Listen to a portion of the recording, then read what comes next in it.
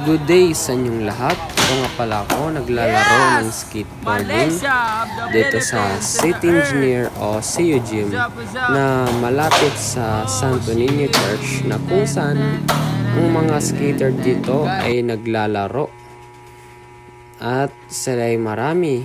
At ito ako gumagawa ng skateboard trick na board slide at ayun, kuha rin. Ayan rin si Bradley, isang skater at nagtatrabaho sa Dole. Ayan, tawag dyan ay 50-50 to back 360